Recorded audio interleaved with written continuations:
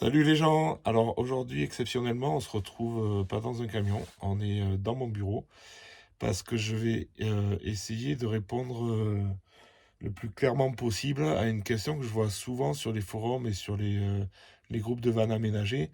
Et cette question, c'est comment je choisis la capacité de ma batterie auxiliaire. Voilà.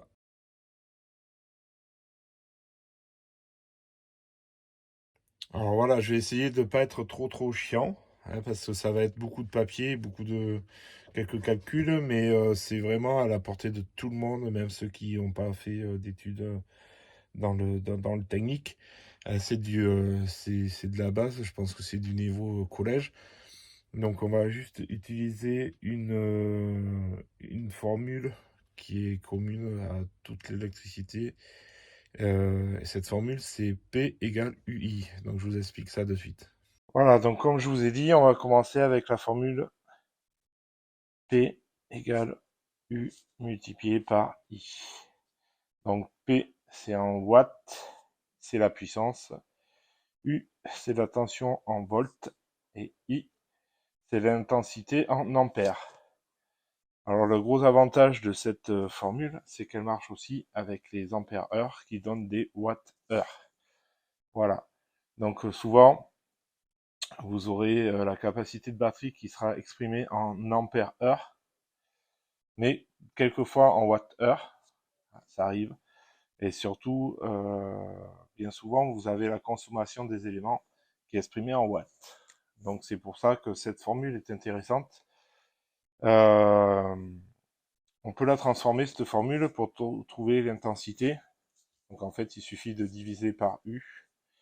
Donc c'est I égale P divisé par U. Voilà.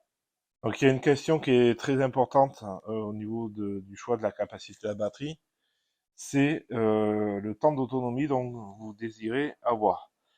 Ça c'est propre à chacun, il n'y a pas de règle. Si vous voulez être autonome pendant 6 jours, il n'y a pas de souci. Il faudra juste une plus grosse batterie. Mais voilà, il y a ça, c'est propre à chacun et c'est à vous de le déterminer. Donc moi je pars sur 24 heures d'autonomie. Ça me laisse le temps de, voilà, si le cas échéant, j'ai pas de soleil pour recharger ma batterie par le panneau solaire, ça me permet voilà, de prendre la décision de changer d'endroit ou d'attendre le beau temps. Donc je pense que 24 heures pour moi, c'est quelque chose qui est convenable. Après 48 heures, ça peut être sympa aussi. Et ça commence à chiffrer au niveau de la batterie. Alors, je vais apporter une petite précision hein, sur le pourquoi je choisis de faire mes calculs sur 24 heures. Outre les raisons que je viens de donner, en fait, 24 heures, c'est une journée. Et si vous voulez en fait plus d'autonomie, si vous voulez 2 jours, 3 jours, vous n'avez qu'à multiplier en fait les résultats que vous obtenez pour 24 heures par le nombre de jours que vous désirez être autonome. Voilà. Et donc le deuxième point qui est important, c'est de repérer la consommation de chaque élément que vous allez alimenter en électricité. Alors pour repérer donc la consommation, moi je fais un tableau avec 3 colonnes. Hop. Dans la première colonne, je mets l'élément qui va être alimenté. Dans la deuxième, je mets la conso en ampères et la conso en watts dans la dernière colonne.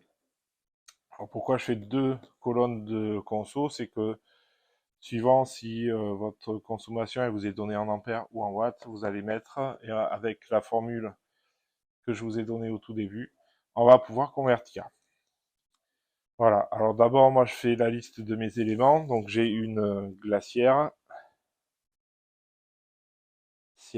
j'ai une prise USB,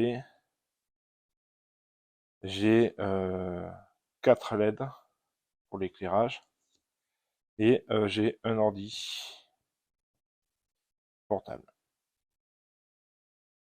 qui fonctionne avec une alimentation en 12 volts. Sachez que l'ordi portable, vous avez des alimentations en 12 volts. Vous n'êtes pas obligé de le brancher obligatoirement sur du 220, puisque en fait, votre ordi portable, quand vous le branchez en 220, vous avez un transformateur derrière qui transforme en 12 volts. Donc vous avez des alimentations, des câbles d'alimentation exprès pour les brancher en 12 volts directement. Donc, pour connaître la consommation de vos éléments, c'est très simple, c'est soit indiqué dans le manuel d'utilisation. Donc vous avez toujours, en général c'est à la fin, vous avez un petit tableau comme ça. Avec là je vous ai sorti le tableau de la glacière avec les caractéristiques techniques. On peut voir que ici on a donc la tension de raccordement, donc 12, 24, 220. La puissance absorbée, c'est ça qui va nous intéresser. Donc on voit qu'en 12 volts, on consomme 8 ampères pour les 32 et les 40. Bon, moi c'est une 60, donc on va consommer 6 ampères. Donc je vais reporter cette valeur à mon tableau, 6 ampères. Mais vous pouvez également l'avoir sur, alors là c'est une couverture chauffante. Donc voilà, donc on voit, je ne sais pas si on voit très bien, ici, power 100 watts. Donc vous voyez, donc ici ça nous est donné en ampères, ici c'est donné en watts. Donc c'est pour ça que je fais deux colonnes de consommation avec les ampères et les watts, et vous pouvez aussi les avoir. Alors là c'est juste pour l'exemple, mais je ne sais pas si on voit très bien. Voilà, ici vous avez la puissance absorbée. Donc ma glacière fait 6 ampères. Mon USB ça fait 2,4 ampères. Mes 4 LED de 5 watts en tout, ça va consommer 20 watts. Et l'ordi portable, c'est environ 100 watts. Voilà, donc on a la consommation en fait de chaque élément. Moi, ce qui m'intéresse, c'est d'avoir les ampères. Parce que la plupart des batteries, la capacité, elle est calculée en ampères heure. Donc on va utiliser cette formule pour trouver donc l'intensité en ampères. Donc on va utiliser celle-ci en bas. Donc l'intensité, c'est égal à la puissance divisée par la tension. Donc on va diviser 20 watts par 12 volts. Et ça va nous donner donc 1,6, 1,7, allez on va arrondir parce que c'est 1,66. Et pareil avec les 100 watts de l'ordi portable, donc 100 divisé par 12, ça fait 8,4 arrondi, 8,33 exactement. Voilà. Donc on va se servir de toutes ces infos-là pour calculer en fait la capacité de la batterie. Donc la capacité d'une batterie, c'est la consommation multipliée par un temps, qui en l'occurrence est l'heure. Donc pour cela, je vais faire un autre tableau à 4 colonnes cette fois-ci. Voilà, je vous penche un peu, c'est pour pouvoir écrire. Donc dans la première, on va mettre les éléments. Dans la deuxième, on va mettre la conso en ampères. Dans la troisième, la durée. Et ça va nous donner en fait les ampères heure. Donc on reprend les éléments, la glacière, l'USB, les 4 LED et l'ordi. Donc on reprend les consommations, hein. On a dit 6, 2,4, 1,7 et 8,4. La glacière, elle fonctionne un tiers du temps, à peu près, c'est une estimation, hein. Donc sur 24 heures, ça va représenter 8 heures. D'accord? Durée 8 heures. l'USB qui me sert pour les téléphones. Et les téléphones vont être branchés 8 heures. Mais par contre, j'ai deux téléphones. Donc 8 et 8, 16 heures. Les 4 LED, je vais m'en servir donc le soir pour cuisiner et pour manger. Donc on va dire 2 heures. Alors, tout ça, c'est des durées estimées, hein. C'est pas, bien évidemment, vous n'allez pas tous les jours utiliser 2 heures les LED. Des fois, vous allez l'utiliser qu'une heure, des fois 3. C'est une moyenne à peu près. Faites en fonction de ce que vous avez l'habitude, en fait, de comment vous vivez, en fait. Voilà, comment vous vivez en van, c'est très important.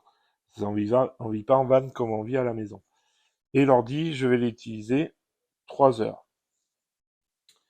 Voilà, donc j'ai fait les calculs en off, parce que c'est pas forcément intéressant. 6 x 8, 48, 2,4 par 16, ça fait 38, etc., etc. Ici, donc, j'ai la consommation en ampères-heure de chaque élément que je vais additionner, et ça me donne 115,2 ampères-heure. À cela, moi, j'aime bien rajouter 20%, parce que c'est une marge de sécurité, en fait. C'est histoire d'avoir un petit peu de rab. Et donc, avec les 20%, ça nous donne 138 ampères heure. Voilà. Donc, vous avez déterminé, comme ça, la capacité de votre batterie. Et par contre, il faut faire attention à la batterie, au type de batterie que l'on va utiliser.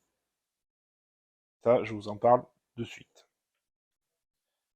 Alors, suivant le type de batterie, de technologie de batterie que vous allez utiliser, la capacité ne sera pas la même.